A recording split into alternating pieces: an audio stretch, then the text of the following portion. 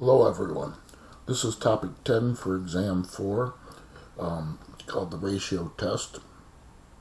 And it's basically used when we have series that involve factorials and or nth powers.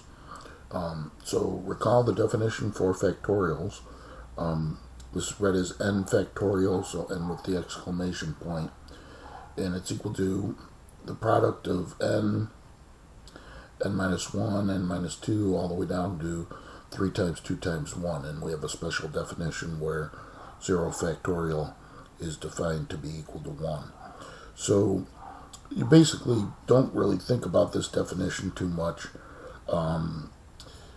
Formally, when you have to write a factorial, you basically just count down the number and multiply. So 5 factorial, for example, would just be 5 times 4 times 3 times 2 times 1.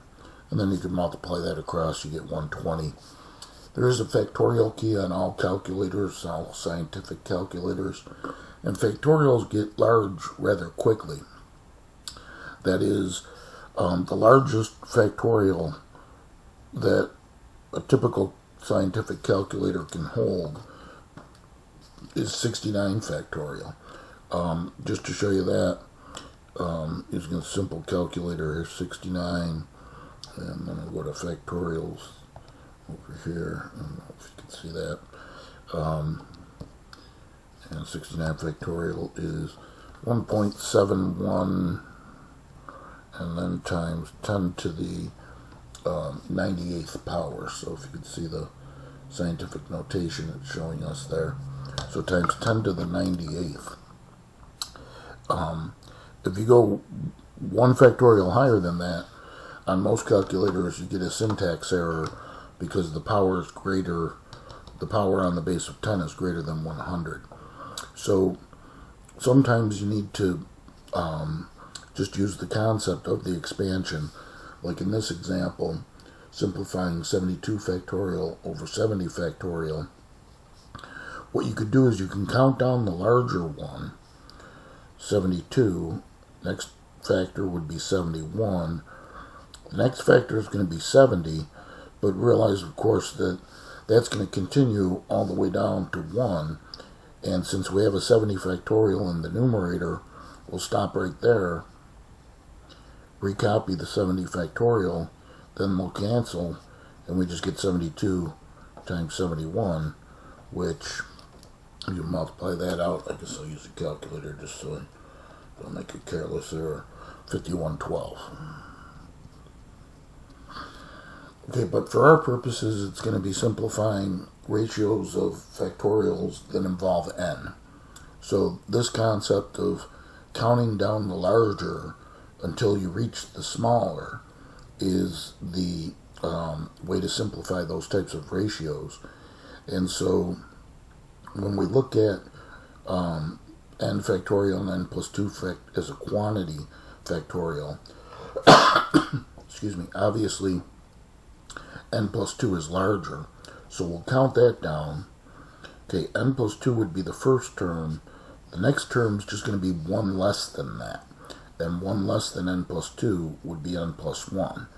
And then the next term is just going to be 1 less than that, which is going to be n, and now that matches the n in the numerator, so we'll rewrite that as n factorial, recopy the numerator, now cancel the n factorials, and now we've simplified it to be 1 over n plus 2 as a quantity times n plus 1 as a quantity. And we're not really concerned about anything past that. I just wanted to kind of get us, before we use this within the context of a particular problem, I wanted to get us used to the concept of simplifying factorials. So here's the formal theorem for the ratio test. Let sum of the a sub n be a series with non-zero terms, and if you take the limit as n goes to infinity, the sum of the absolute value of a sub n plus 1 over a sub n, and it's equal to L, just some number, then the series sum of the a sub n is going to converge. If that number L is less than 1, and it's going to diverge if the number L is greater than or equal to 1. And so before we get to employing the test, just to consider our table. So I'll send you an email as well of this table without everything doctored up. But remember, there's two versions. I'll send you both versions, the one with the formulas and the one without the formulas at the bottom.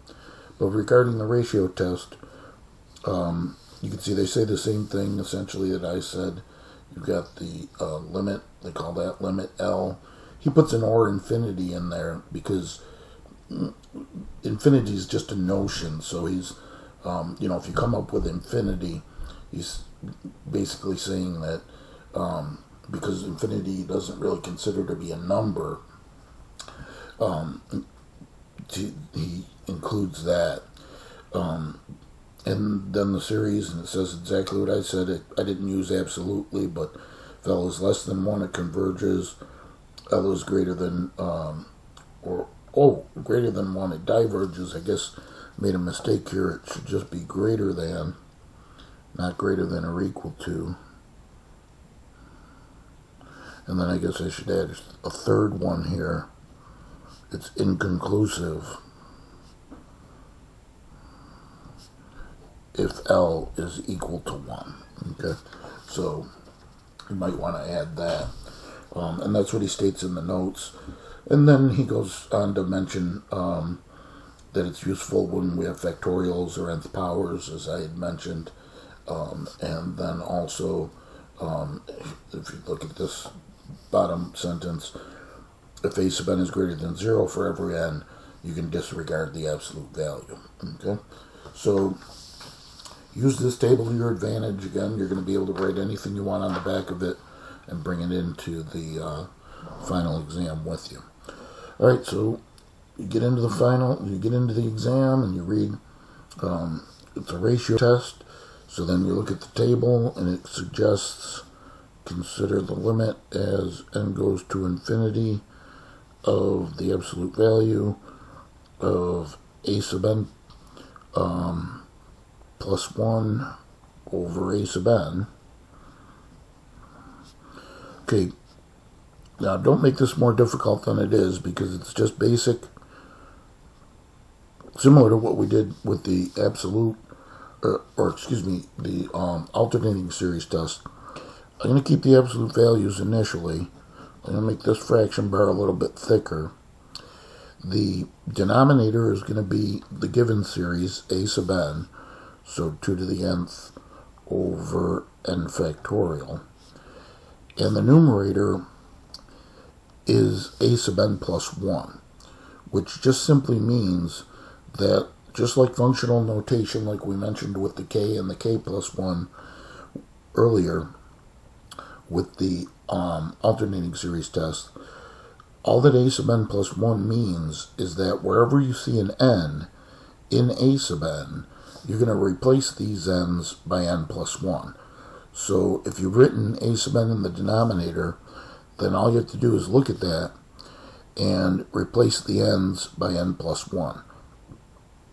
So it'll be 2 to the n plus 1 over n plus 1, important here as a quantity factorial. Okay, so make sure you understand that concept. And then to continue, we'll say that this is equal to the limit as n goes to infinity. Okay, I'm going to drop the absolute values in the next step. But let me just rewrite this by doing a simple division. 2 to the n plus 1th over n plus 1 is a quantity factorial times the reciprocal of this denominator, n factorial over 2 to the nth. Okay, and now this just becomes an exercise in basically simplifying both factorials and nth powers. We talked about how to simplify the factorials moments ago, and I'm going to drop the absolute value because nothing's negative here. Alright, so I have these two fractions, and the n plus 1 factorial compared to the n factorial is bigger. And so we're going to count that down. But we only have to count it down, excuse me, by one factor. That is, n plus 1 would be the first factor, but then the next factor is going to be 1 less than that, which is n. And since we have n factorial here, we'll rewrite that as n factorial. And then times, here we've got the n factorial that we're going to recopy, and we'll be able to cancel. Now, it also looks like there has to be something going on between these 2's to the 2 to the n plus 1th and the 2 to the nth. And there is. Aside, I would just want to show you basic algebra, algebraic property. When we multiply common bases, let's say we have x to the a times x to the b, we know that we add the exponents, x to the a plus b. So what we're going to do is we're going to use that concept in reverse to simplify 2 to the n plus 1th. That is, 2 to the n plus 1th would then be equal to 2 to the n times 2 to the 1st. Okay, so that's an important concept to understand. So we'll rewrite that as 2 to the n times 2 to the 1st, and then recopy this 2 to the nth, and then we can cancel. We can cancel these n factorials, formally replaced by 1's, cancel the 2 to the nths, formally replaced by 1's, and we get the limit as n approaches infinity of, just got 2 to the n, 2 to the 1st in the numerator, or 2 over n plus 1 in the denominator, and as n approaches infinity, this will approach 0, because constant in the numerator, denominator increasing without bound. If you want to put in a direct substitution for infinity, 2 over infinity plus 1, essentially 2 over infinity, in a limiting sense, division by infinity 0, and that is less than 1, because remember the theorem, if L, that's our value of L, and if L is less than 1, then we say that the series, as the theorem states here, or on our little table, then that states that the series, so I'm going to recopy, the sum as n goes from 0 to infinity of 2 to the nth over n factorial, that this converges.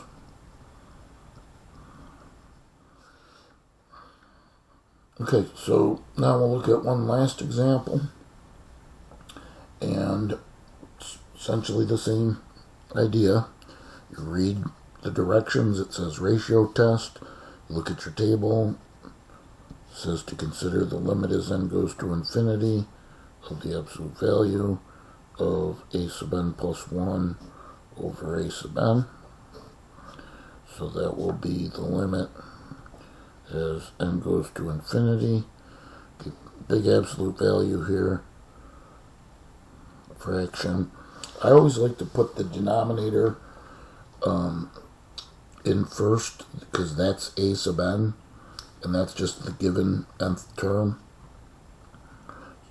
So n factorial over this n plus becomes n plus 1. I'm sorry, just the stays the same denominator initially.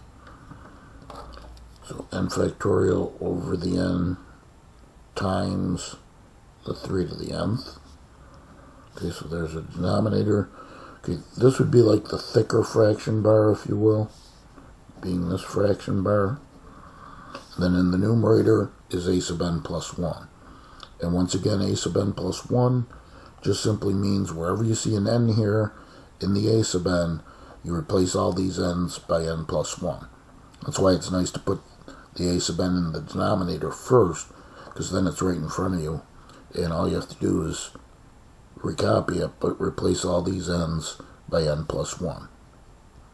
So n plus 1 is a quantity factorial over this n becomes n plus 1, and then the 3 to the n, that's times the 3 to the n becomes 3 raised to the n plus 1th. So the absolute value of all that. Okay, I think I'm going to drop the absolute values right away, noticing that nothing's ever negative. And your best bet is just to divide the fractions by inverting and multiplying. So we have what's in the numerator as a fraction, n plus 1 quantity factorial over n plus 1 times 3 to the n plus 1th. And that's times the reciprocal of the denominator. So that's n times 3 to the nth over n factorial. Okay, now essentially the same as before. It becomes an exercise in simplifying both factorials and nth powers. Now, with the factorials, compare n plus 1 and n plus 1 is obviously bigger. And to be honest with you, it's always going to be that way, where one's going to be an n factorial, one of them's going to be an n plus 1. Because these only differ that way, and between a sub n and a sub n plus 1. So it's always going to be that way. And moreover, that means you'll only have to count down n plus 1 by one factor. So n plus 1, but then times, next term is n, call it n factorial. In the denominator, we'll have to recopy this n plus 1. But the 3 to the n plus 1th, we're going to break that down just like we broke down this 2 to the n plus 1th to be the product of, in this case then, 3 to the nth times 3 to the 1st. And that's multiplied by, then we could recopy this n, that's multiplied by the 3 to the nth, and that all divided by the n factorial. Okay, so you have to show your work like that, and then you could simplify. Looks like the n plus 1's go away, so the n factorials, and the 3 to the n's. So that all that we're left with is the limit as n goes to infinity of n over 3 to the 1st, or just simply n over 3. And by inspection, that's infinity, or if you want to substitute infinity in, infinity divided by 3, still infinity. And then is that less than or greater than 1? Well, I'm going to say infinity is a little bit bigger than 1. But remember, infinity is just a notion. That's why the author of the table, just to flash it one more time, mentions this or infinity there, because infinity is just a notion. And if that limit is greater than 1, then the series diverges. So now we can say that the sum, as n goes from 1 to infinity, of this n factorial over n times the 3 to the nth, that this diverges. Okay, so that's the end of topic 10. So we're done with the basic test for series, and we still have a little bit more to do, and it's actually kind of exciting what we're going to do in the next few lessons, because we're going to take a look at power series, which essentially take any function and turn it into an infinite polynomial. So we'll be looking forward to that.